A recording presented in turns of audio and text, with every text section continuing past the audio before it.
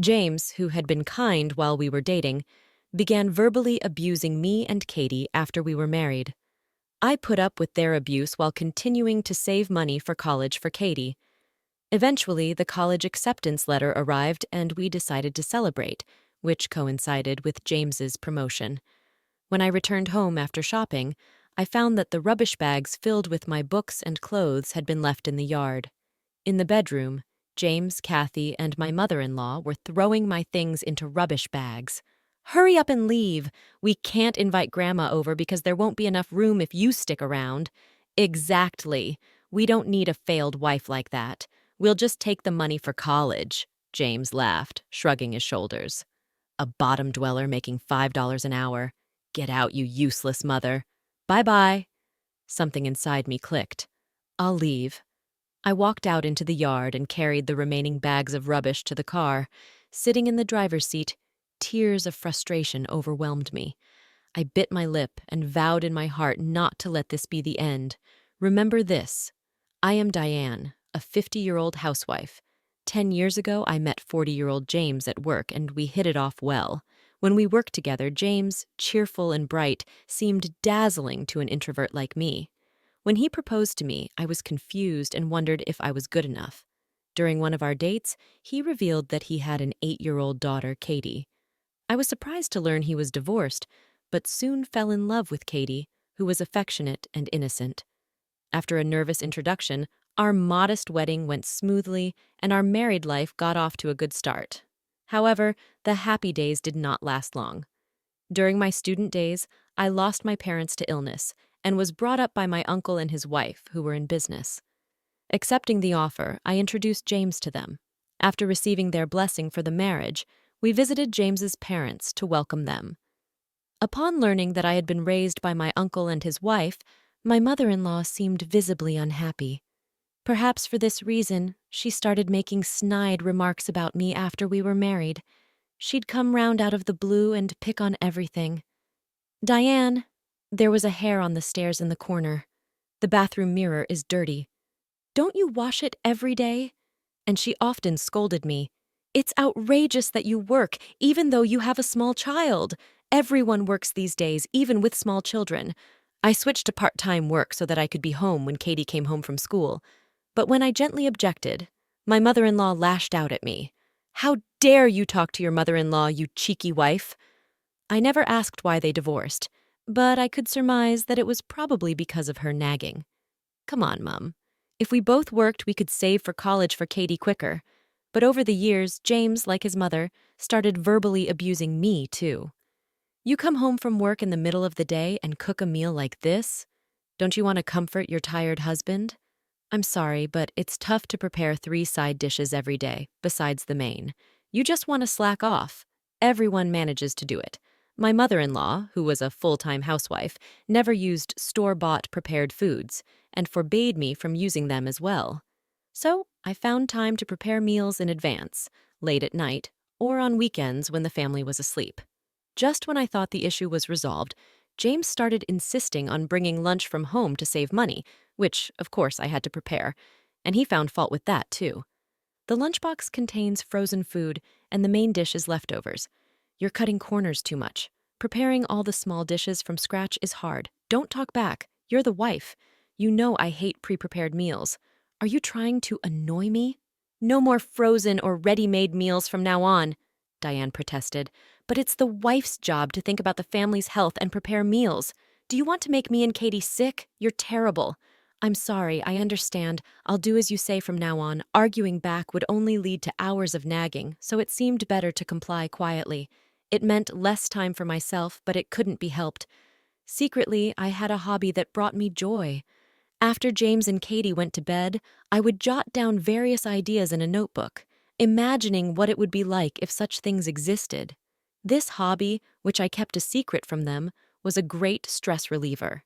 As a child, I had received an award for a summer vacation research project, and this was a continuation of that interest.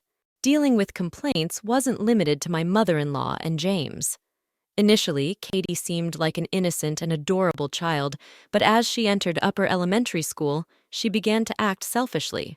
Her mood swings would dictate whether she was affectionate or demanding extra pocket money. Then, she would insult me in front of her friends, ignore me, or worse, being manipulated by Katie's moods left me exhausted. Seeing James mistreat me, Katie began to mimic him, finding amusement in it. It was a phase of adolescence, and from Katie's perspective, I was just the woman Dad brought home. Resisting was natural. If she wouldn't warm up to me, I thought I should try harder to get along with her. I made efforts to understand Katie's feelings without scolding her harshly for misbehavior. Even when she hurled insults, I didn't snap back, but calmly explained, "It's not right to speak to someone older than you like that." I always attended school events and helped with homework. After returning from work, whenever Katie was sick, I would take her to the hospital and take time off work to care for her. I had no experience in raising children, though she wasn't my own. I poured love into her because she was the child of the person I loved and raised her with all my effort. However, it seems my feelings didn't reach Katie. As Katie entered high school, she needed a lunchbox. Unlike James's volume-focused meals, the appearance and variety were important for a high school girl's lunch. I woke up at 5 a.m. every day, making the lunches with care. "Put fried chicken in tomorrow's. I want a hamburger in mine." They would request different dishes like this, making it quite a challenge. Yet they often came back with their lunchboxes untouched. When I asked why, they would say nonchalantly, "I was in the mood for pasta today." I passed by a store and suddenly wanted to eat bread. "I woke up at 5 to make these. I wish you would at least try them." Upon hearing this, both quickly became sullen. "You change your mind about things too, don't you? Don't be so sanctimonious, it's annoying." A mother should naturally make lunches for her children. Katie's hostile tone hurt Diane more than James's words. "Sorry, When I apologized, James became emboldened. "Don't get cocky just because you made lunch. It's nothing special. You should be grateful we even eat it every day." Besides their complaints about too many vegetables or the taste being too strong, being spoken to like this was the last straw. I felt more sadness than anger. Talking with Katie and James always made me feel miserable. Naturally, the promise of sharing household chores made at the beginning of our marriage was quickly abandoned. "Even if we both work, you're home by the afternoon." That doesn't really count as working. We get home in the evening. It's only natural for the person with the most free time to do the chores. I'm not free at all. By the time I finish cleaning and preparing dinner, the night is over. But my pleas fell on deaf ears. Even on weekends, when asked if they would help, James and Katie would either lay around with their phones, lounging on the sofa, or lock themselves in their rooms playing video games. It's as if I didn't exist in their field of vision. "Hey, old lady, make me some tea." "I want coffee, bring it to the living room, I'm playing games with Katie." Katie still refuses to call me mom, sticking with old lady instead. "Could you help me a little after dinner?" "I have a meeting with the Women's Association." When I finally spoke up, James clicked his tongue in annoyance. "What? Let us rest at least on the weekend. You see, we're playing, right?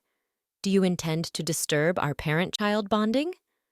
"Oh, but you're a stranger, so it can't be helped." The word stranger pierced my heart like a blade. "What's with that face? Got a problem?" James threatened. "Who do you think allows you to live in this house? A disposable part-timer like you standing up to me is 100 years too early." Faced with their attacks, I bit my lip and swallowed my complaints. Though James boasts as a middle manager in a small to medium enterprise, his income isn't impressive. He makes more than I do as a part-timer, but that's about it. James's dominance might stem from controlling the finances.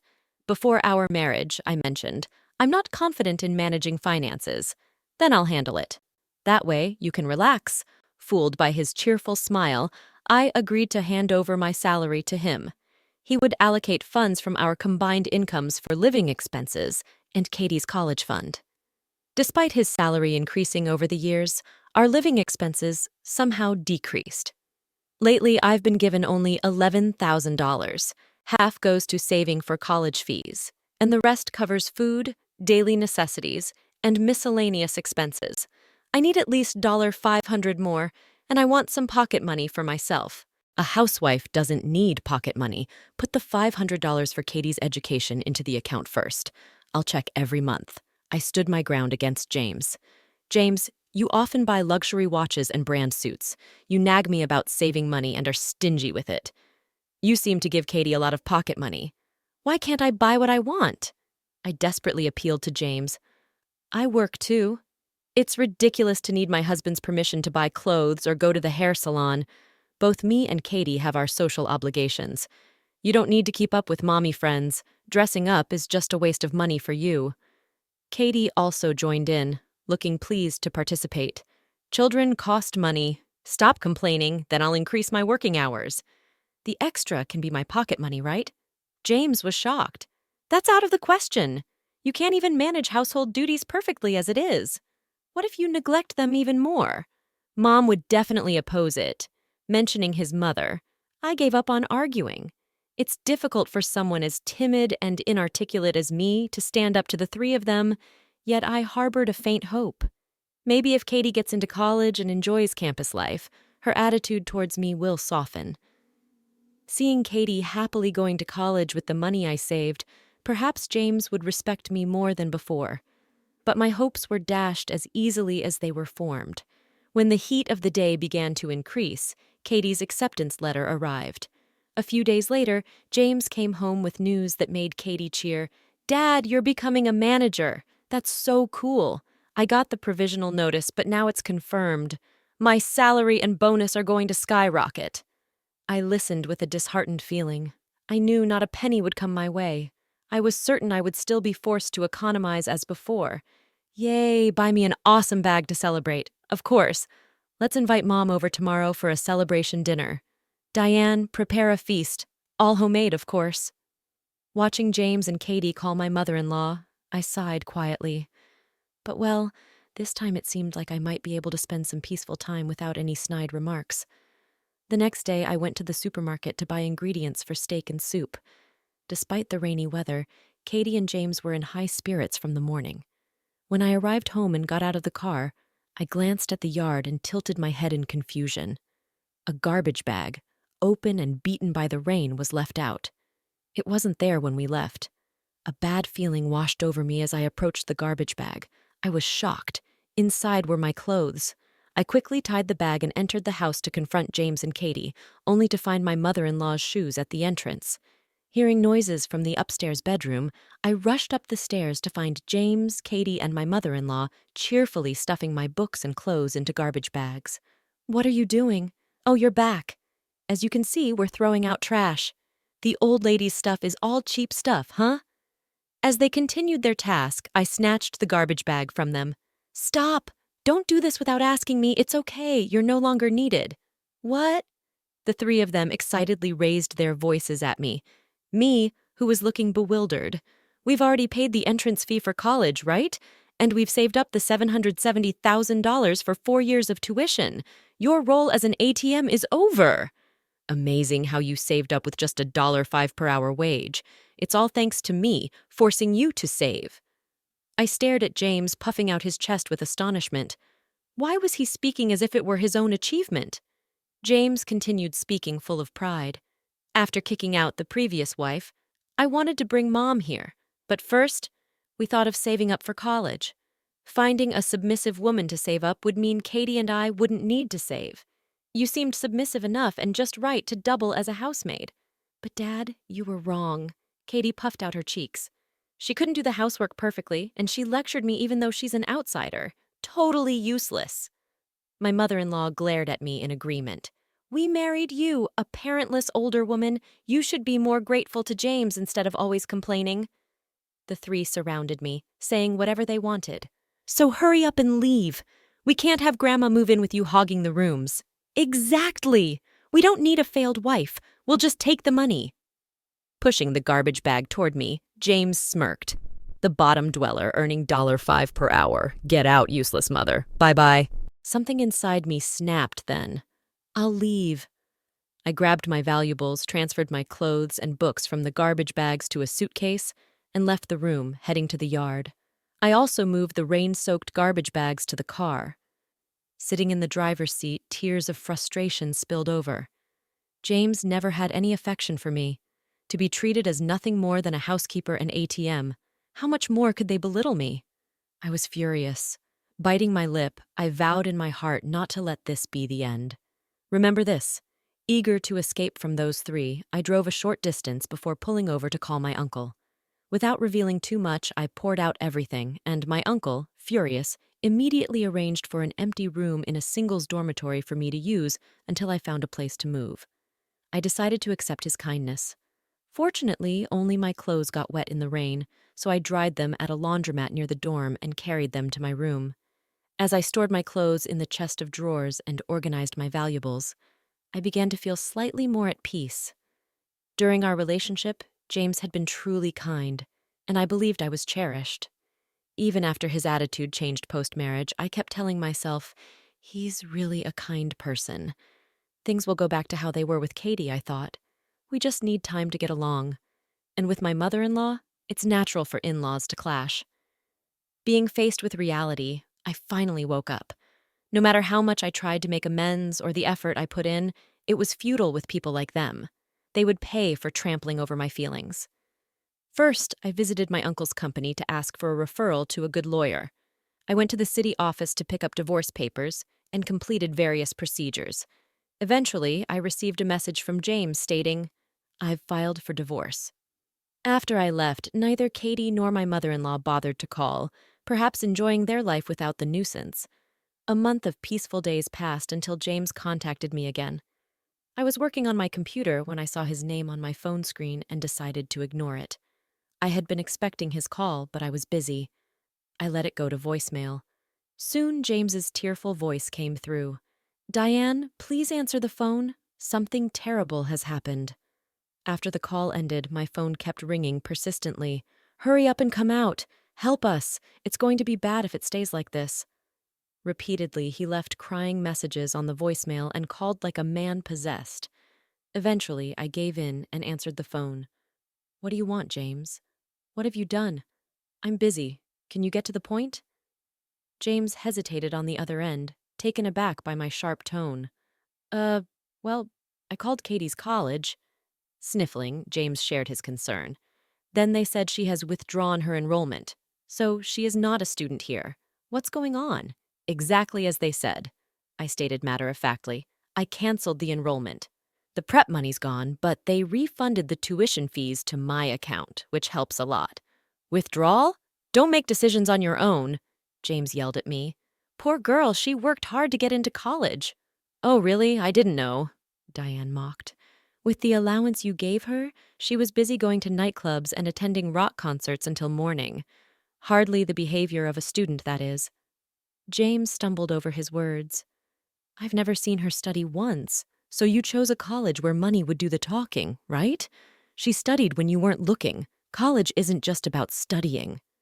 "You've taken away her chance to learn other things," James argued heatedly. "Oh, my mistake. It could have improved her twisted character, right?"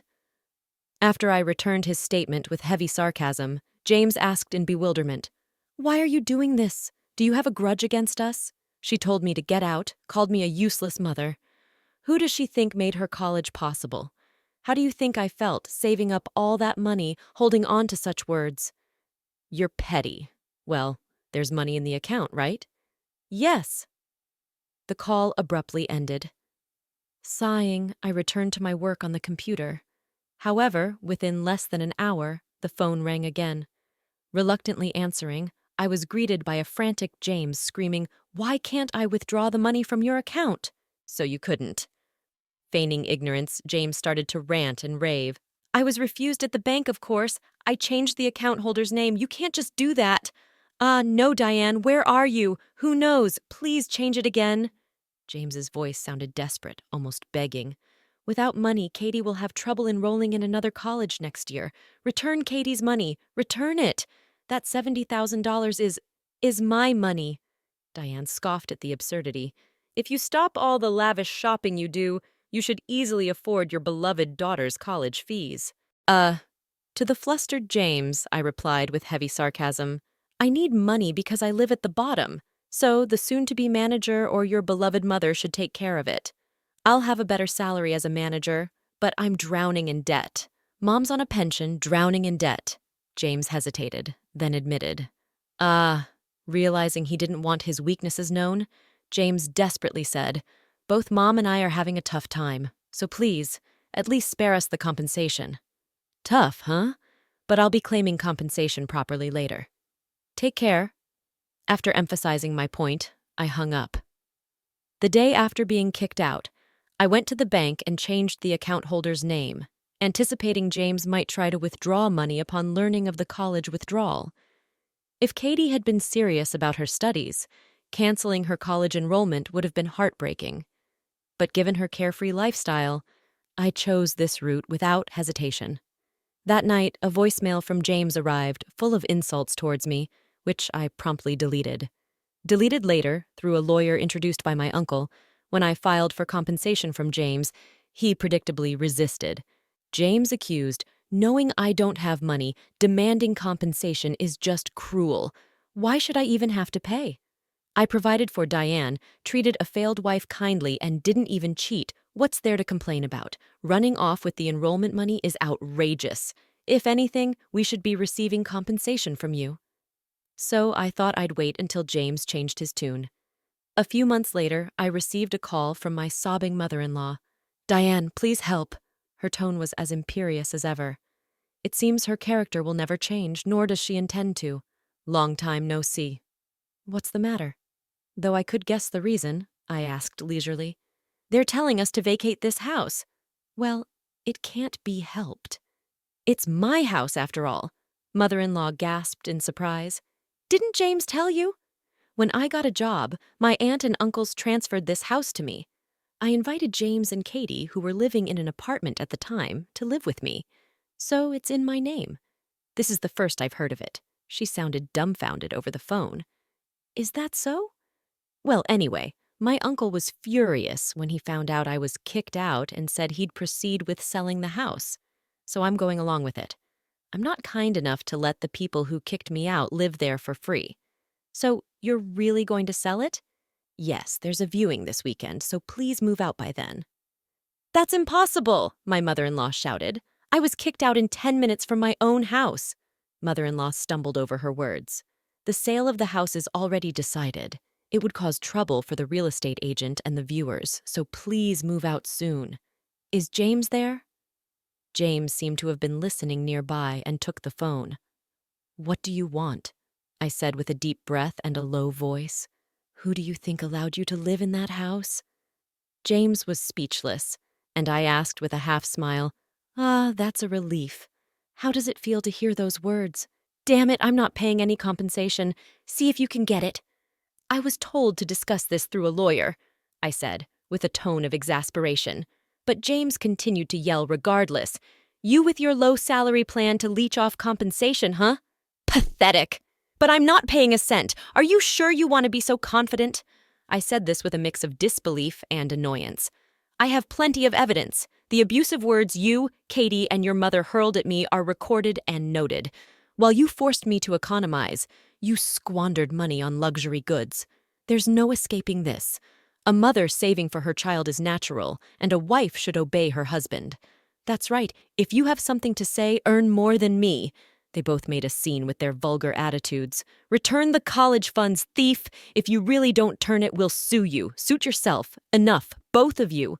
Katie, over the phone, tried to calm her mother and James. I'm really angry at her stealing my important college funds. That's the lowest a parent can get, Katie said, her voice trembling. You are right. You were looking forward to college so much. It's heartbreaking. James's voice sounded like he was on the verge of tears. But it's okay. There's next year. If Dad becomes a manager, our salary will increase and life will get easier. That's true, James shouted with apparent joy. So let's stop begging her. Let's quietly move to an apartment and hand over the house. If Katie says so, my mother-in-law muttered in a reluctant tone. Be grateful for Katie's kindness. All right, I'm hanging up now. Exasperated, I ended the conversation. The next call came the following day, while I was having coffee in my uncle's company's room. I could easily guess it was about the same matter. Reluctantly, I answered, knowing ignoring them might lead them to show up at the company. What have you done? James was sobbing, sniffling, and with a voice like a scream, he asked, My promotion was canceled, and I was demoted from manager to regular employee, sent to a subcontracting factory. What's going on? I sighed deeply. It seems he still didn't understand anything. You know Mason Industries, right? Of course, it's a super famous discount store chain that's expanded overseas. It's also a major client of our company. You've angered its chairman, huh? James sounded dumbfounded. He was actually planning to end the business with your company, but he reconsidered out of respect for me, so your company wouldn't suffer, I emphasized. You should be thankful you weren't fired. I don't even remember meeting the chairman. The chairman of Mason is my uncle. After a brief silence, James screamed in shock. I sighed at the noise and moved the phone away from my ear to wait it out. You should have told me sooner. My uncle introduced himself during our marriage meeting. I couldn't help but be astounded by James's lack of attention. James now stopped crying suddenly, pleaded with me, Come on, mediate for me. It's just a little marital spat. If I become a regular employee, my salary will decrease and Katie won't respect me anymore. No, you brought this upon yourself. I coldly dismissed him. Is that all? I'm hanging up. What the hell? Acting all high and mighty when you're just a bottom dweller. Just then, someone knocked on the door. Excuse me, President. Oh, I'm sorry, it's fine. I'm about to hang up, President. I smiled and shared. I haven't told you I'm the president of Mason, huh? The one with annual sales of $500 million to be precise? The president of the U.S. branch. James fell silent. I could almost imagine his expression. People often become speechless when too surprised. That's a bad joke. Weren't you earning $5 per hour just a while ago? That salary slip you found in the bedroom?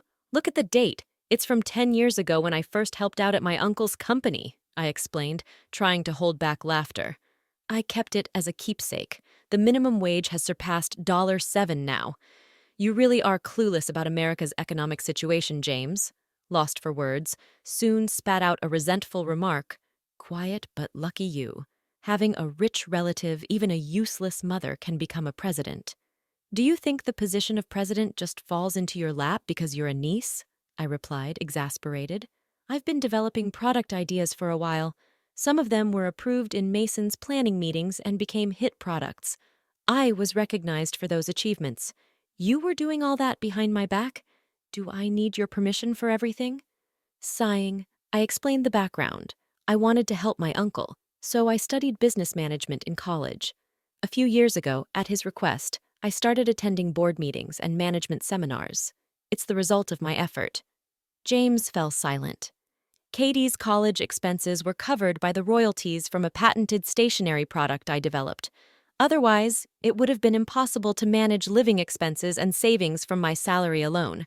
If you have money, then we don't need compensation, my mother-in-law interjected. It seemed James had put the phone on speaker so my mother-in-law could listen in. Katie might be listening too. I learned recently that there's property division upon divorce, right? You're obliged to give half of what you earn to James. Grandma knows her stuff. I couldn't help but laugh at my mother-in-law's confidence. What's so funny, Mother? Property division is not an obligation but a right each spouse has. So one can also choose to waive it. Ha ha.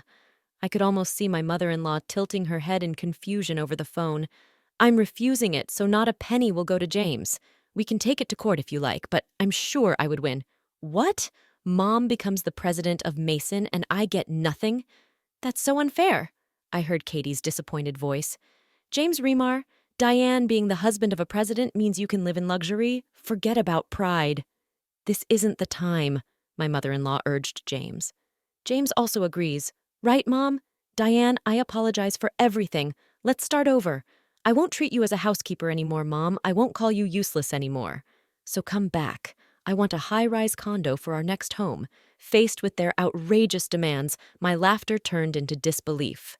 I can earn well on my own, so I don't need a useless husband. Compensation will be deposited into my account monthly. If you can't pay, your assets will be seized. Take care.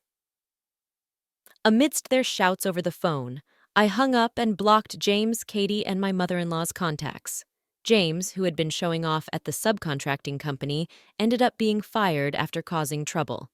Struggling with living expenses, debt, and compensation payments, he now works non-stop at a factory on weekdays and a restaurant on weekends.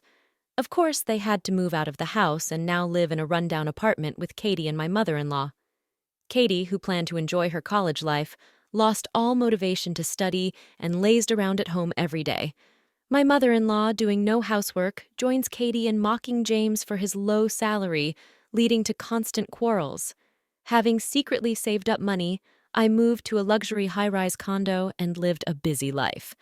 I was worried about the backlash from other employees for a former regular employee becoming the president, but they welcomed me warmly. My contributions to hit products seem to have played a significant role. Any gaps in my knowledge are covered by the executives. Free from worrying about James and Katie's opinions, I'm glad to live freely. I plan to take care of myself while enriching both my work and personal life.